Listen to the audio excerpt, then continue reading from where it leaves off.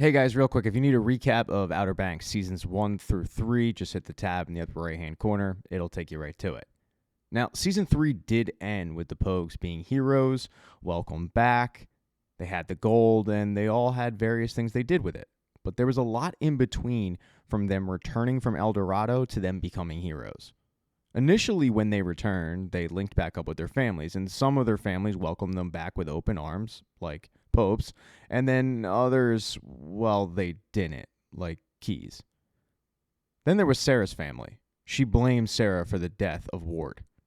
She's basically been ostracized. She can't even talk to Wheezy. But what Sarah did have was her Pogue family, and they had a whole lot of gold. And once they tallied up their amount, they had a little over $1.1 million. Now, Pope was the responsible one. He realized that if they divvy this up between them, they're going to all blow it. So what he proposed is they pool the money together and they build something sustainable. JJ's family's home and the land is in foreclosure. So buy up the land, build up a dock, build up the home. They can all live there, they can work there, and they can have like a bait and tackle and a charter boat situation. That way they actually have something that they can build upon, something that's theirs and something that will bring in money. And it takes a little bit of convincing, but they all get aboard with this idea. They're going to basically build Pogelandia 2, their own space. The issue is getting the land, because it was in foreclosure. Pope explains to the group that they're going to need every single dollar they have, which means not overspending. His strategy going into the bidding is going to be simple. He's only going to bid up by $1 and not a dollar more. And he tells everybody, get on board with this plan because we need to save cash. Initially, the bidding starts out at $80,000. Pope bids it up to $80,001, but then the bids start going up a little bit. JJ can't help himself. He just comes out the gate and bids $100,000, which wasn't a part of Pope's plan. To JJ, he thinks it's going to be a knockout punch for the other bidders, but it's not. Another guy steps forward and offers $150, and next thing you know, you've got a bidding war that Pope can't get a handle on. At the end of it, they do end up getting JJ's property for $775,000, 30% over market value. They got hosed. But they did get the property. They then get to work building the place up, and they do a great job. They build a deck. They redo the home. They have a proper business, and they even get their first customer who is in love with their new spot because they have such good bait. For the Pogues, things were going great. Sarah and John B. were banging like jackrabbits. Pope was going back to school. Key was growing stuff in her garden. Life was truly good. Until one day they got the shadiest customer that stepped onto their dock. Right away, the guy just starts giving the dirtiest look to Key and Sarah. He randomly decides to open up one of the knives, but then he starts questioning about fishing and a certain dangerous location. And then he acts like he just so happened to recognize him, as if he didn't step foot on that dock knowing exactly who was there.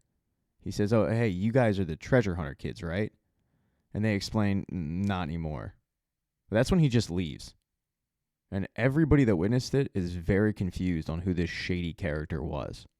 But they kind of put it out of mind. That's because the next morning they have a bigger issue. There was a storm throughout the night and it busted their fuse box, which killed the power to the dock.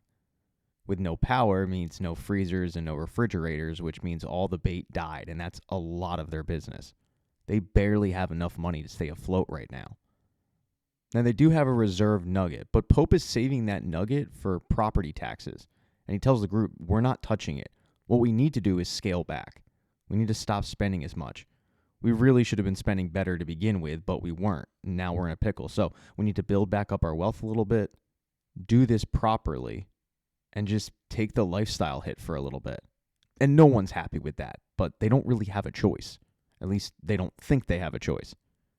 JJ, always a genius with ideas, comes up with a great plan. There's a dirt bike race on the beach that's held every year. JJ, in his infinite wisdom, decides to bet the golden nugget on himself at 7-1 odds. Because, as he tells John B., I can't lose.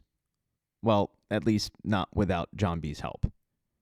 He coerces John B into entering the race so John B can block Topper, and Rafe, who will clearly be out to get them because Topper and Rafe aren't big fans of the Pogues after, well, they think that they had something to do with Ward's death. And it's not like John B. wanted to enter this race, but he feels like he doesn't have a choice with the golden nugget on the line. So he does. And it does not start off well for JJ. His bike stalls. He's in dead last. Then he gets pushed off his bike by Topper. Things are looking very, very bleak for JJ until he pulls some Evel Knievel crap and he ends up in first in a dead heat with Rafe to the finish line. And right before they reach it and JJ wins, Rafe taps his back wheel. They both go flying, and it's Topper who ends up on top. JJ and the Pogues have lost the money they needed for the property taxes. As you can imagine, this does not sit well with Pope, the responsible one. It doesn't really sit well with any of them. And to make matters worse, JJ isn't taking any responsibility. He still thinks his idea was sound. He actually blames John B. for not being better at blocking. There's a lot of infighting and not a lot of solutions. And finally, Pope yells, "Look, we have a $13,000 property tax due in 7 days, and we don't have any cash." And with no solutions, he just storms off. But that's when their luck seemed to turn. Because later that day, the Outerbanks Sentinel posted an article on their website about the Pogues discovering El Dorado. It was confirmed. Archaeologists went into the cave that was blown up and they found it, and they gave the Pogues credit. That changed everything, because the Pogues were recognized as heroes. They were celebrated at a ceremony with their friends, and, well, they didn't really have friends at this point, but their family was there. And that's where they were approached by an old guy named Wes Jenneret. He's the guy that brought them Blackbeard's captain log. Jenneret invited them to his private estate to discuss the proposition further, and his estate is a little shady. There's a lot of lore around it. It's kind of spooky. And even though the Pogues don't want to go there, they also don't have a choice because they're broke, so they head there. The property is called Blackstone, and as soon as the Pogues touch down on it, they're pretty freaked out. It doesn't help that one of the property servants, a guy named Demp, is cold, we'll say. Not friendly, a little unwelcoming. They knock on the door anyway, and a guy named Chandler Groff opens up. He's Wes's son-in-law. There's just something about this guy that doesn't seem quite right, and some of the Pogues are a little worried. They kind of want to leave. But when he invites him in the house to discuss the issue further, one by one, they all step in, because they all know that they need the money. Thank you so much for checking out this recap. Please consider subscribing to the channel and subscribing to my Patreon.